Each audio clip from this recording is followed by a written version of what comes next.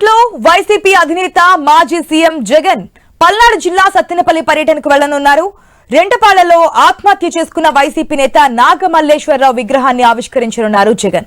అయితే వైఎస్ జగన్ పర్యటనకు పోలీసులు షరతులతో కూడిన అనుమతి ఇచ్చారు. జగన్ తో పాటు 100 మందికి అనుమతి ఇచ్చారు పోలీసులు. జగన్ సెక్యూరిటీ కాన్వాయ్ తో పాటు 3 వాహనాలకు మాత్రమే అనుమతి ఉందన్నారు. ఎక్కువ మందిని సమీకరిస్తే గనక చట్ట ప్రకారం చర్యలు ఉంటాయంటూ కూడా ఎస్పీ చెప్పారు. జగన్ టూర్ కి సంబంధించి అప్డేట్స్ మా ప్రతినిధి హరీష్ ద్వారా తెలుసుకుందాం. Right, good morning Harish. మొత్తానికి అయితే పర్మిషన్ వచ్చినట్టుగా తెలుస్తోంది. పర్మిషన్ రాకపోయినా ఎట్టి పరిస్థితుల్లో వెళ్లి తీరుతామని చెప్పి వైసీపీ కార్యకర్తలు చెప్పినటువంటి పరిస్థితి చూసాం. సో ఈ షరతులన్నిటికీ అంగీకరించి ఆ పరిమితి సంఖ్యలో ఉన్నటువంటి జనంతోనే ఎటువంటి గుమ్మ కూడకుండా ఉండే విధంగా ఎటువంటి గతంలో చోటు చేసుకున్నటువంటి పరిస్థితులు చోటు చేసుకోకుండా వెళ్ళే ఆస్కారం ఉంటుంది అనుకోవచ్చు, లేదంటే ఈ నియమాలన్నింటినీ పక్కన పెట్టి జన సమీకరణతో కూడుకుని వెళ్లే ఛాన్సెస్ ఉన్నాయనుకోవచ్చా? గుడ్ మార్నింగ్ ఆశ. ఖచ్చితంగా మీరు చెప్పినట్టుగానే కేవలం 3 వాహనాలు 100 మంది కార్యకర్తలతో అంటే కనుక వైఎస్ జగన్ పర్యటనలో అది ఊహించడానికి కూడా సరిపోయినటువంటి పరిస్థితి ఉంటుంది అనేటువంటి ఒక అభిప్రాయం వైఎస్ఆర్ కాంగ్రెస్ పార్టీకి సంబంధించినటువంటి నాయకత్వం వ్యక్తం చేస్తుంది. మరోవైపు మరి కాసేపట్లోనే తాడేపల్లిలో నివాసం నుంచి జగన్ సత్తెనపల్లి పర్యటనకు బయలుదేరిపోతున్నటువంటి నేపథ్యంలో ఇప్పటికే 10ల సంఖ్యలో వాహనాలు, పెద్ద సంఖ్యలో కార్యకర్తలు కొందరు కూడా ఆయన నివాసానికి చేరుకున్నారు. అంటే ఇప్పటికే పెద్ద ఎత్తున లిమిట్కి మించి వచ్చినటువంటి సిచ్యువేషన్ కనిపిస్తుంది.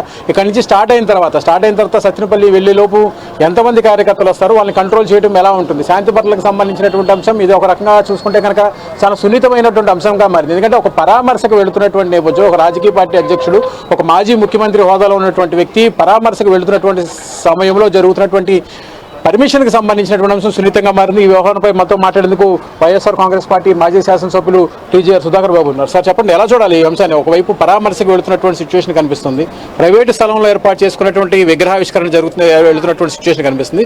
దీనిపైన మీ పార్టీ ఏం చెప్తుంది? జగన్మోహన్ రెడ్డి గారు వెళ్తుంది బహిరంగ సభకు కాదు, లేదా బల ప్రదర్శనకు అంతకన్నా కాదు, లేదా చట్ట వ్యతిరేక కార్యక్రమాలకు అంతకన్నా కాదు. ఓ మాజీ ముఖ్యమంత్రిగా, ప్రతిపక్ష నాయకుడిగా, బాధ్యతాయుతమైన ప్రజాప్రతినిధిగా, నాయకుడిగా కార్యకర్త చనిపోయినప్పుడు, అన్యాయంగా చంపబడినప్పుడు, తెలుగుదేశం పార్టీ అకృత్యాలకు బలైపోయినప్పుడు ఆ కుటుంబాన్ని పరామర్శించాల్సిన బాధ్యత ఉంది. పరామర్శకు వెళ్తున్నారు. పరామర్శకు వెళ్లకుండా అడ్డంకులు ఎందుకు కల్పిస్తున్నారని అడుగుతున్నాం. ఏమి ప్రమాదం జరగబోతుందని మీరు అనుకుంటున్నారు? పొదిలి వెళ్ళారు, ఏమీ జరగలేదు. తెనాలి వెళ్ళారు, ఏమీ జరగలేదు. కాకపోతే మీకు భయం కలుగుతుంది. ఏంటది? జగన్మోహన్ రెడ్డి గారు తెనాలి వెళ్ళినా, పొదిలి వెళ్ళినా, మిర్చి యార్డు గుంటూరుకు వెళ్ళినా, శ్రీకాకుళం జిల్లాకి వెళ్ళినా ప్రజలు తండోపతండాలుగా వస్తున్నారు. ప్రజలు తండోపతండాలుగా వస్తున్నారంటే ఒకటి, ఆయన మీద అచంచలమైన ప్రేమ, 2 నీ ఘోర వైఫల్యం. నువ్వు ప్రజలకు ఇచ్చిన మాటను తప్పావు, ఇస్తానన్న హామీలను నెరవేర్చలేదు. కాబట్టి నీ ప్రభుత్వం దిగిపోవాలని ఆంధ్ర రాష్ట్ర ప్రజలు కోరుకుంటున్నారు. ఆ కోపాన్నే రోడ్డు మీద చూపిస్తున్నారు. అది చూసి తట్టుకోలేని నువ్వు ఒక డబ్బాలో సునామీని ఆపగలుగుతావా? ఒక డబ్బాలో బంధించి ఓ పెద్ద తుఫాన్ ఆపగలుగుతావా? సుధాకర్ బాబుని ఆఫీసులో ఆపేస్తావు, లేళ్లప్పిరెడ్డిని నోటీస్ ఇస్తావు, తలసిల్ రఘురామని ఆపేస్తావు, లేదా పేర్ని నానిని ఆపుతావు, ఇదిగో ఈ కార్యకర్తను ఇక్కడ ఆపేస్తావు. ఎటు నుంచి అటు వస్తారండి జనం?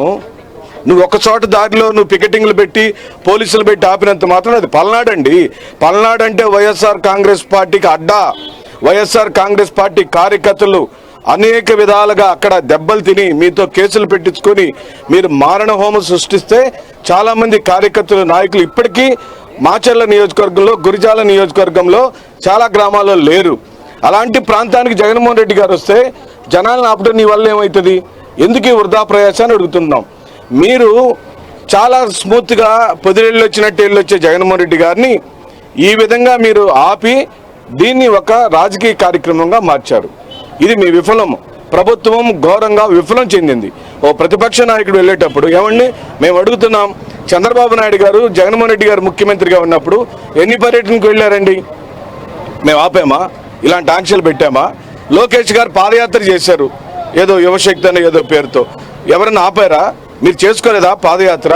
ఈ రోజున జగన్మోహన్ రెడ్డి గారు వెళ్తుంటే మీకు ఎందుకు భయం కలుగుతుంది? ఎందుకంటే జనప్రపంచనం ఒక సునామీ లాగా వస్తుంది కాబట్టి, ఆ జనాలను చూస్తే నీ ప్రభుత్వం యొక్క కోసాలు కదులుతున్నాయి కాబట్టి నీకు భయం కలుగుతుందని మనం చేస్తున్నాం. మొత్తం మీద చూసుకుంటే కనుక మరి కాసేపట్లోనే తాడేపల్లి నివాసం నుంచి పెద్ద ఎత్తున కాన్వాయ్తో మాజీ ముఖ్యమంత్రి వైఎస్ఆర్ కాంగ్రెస్ పార్టీ అధినేత జగన్మోహన్ రెడ్డి ఇక్కడ నుంచి బయలుదేరిపోతున్నారు. ఇందుకు సంబంధించి రూట్కి సంబంధించినటువంటి అంశాలు కూడా పోలీస్ యంత్రాంగం కూడా ముందస్తుగానే అప్రమత్తమైంది. పెద్ద సంఖ్యలో వచ్చేటువంటి కార్యకర్తలు ఒకవైపు, ఇంకోవైపు కాన్వాయ్ అనుమతులు ఏదైతే షరతులు ఉన్నాయో ఆ షరతులకి మించి షరతుల్ని కాకుండా జరిగేటువంటి ముందుకు వెళ్ళేటువంటి క్రమంలో తీసుకునేటువంటి చర్యలకు సంబంధించినటువంటి అంశాలు వీటన్నిటిపైన కూడా ప్రజెంట్ ఒక రకంగా ఆసక్తికరంగా మారింది. ఇంకోవైపు పోలీసుకు సంబంధించి భద్రతా బందోబస్తుకు సంబంధించినటువంటి అంశాలకు సంబంధించినటువంటి వ్యవహారాలపైన కూడా ఆందోళనకరంగా మారినటువంటి నేపథ్యంలో ఈ వ్యవహారం పైన ఎలాంటి సిచ్యువేషన్ ఉన్నది కూడా ఒక రకంగా ఆసక్తికరంగా మారింది. మరోవైపు మరి కాసేపట్లోని జగన్ తాడేపల్లి నివాసం నుంచి బయలుదేరిపోతున్నారు. ఆశ. Right Harish, thanks for the update.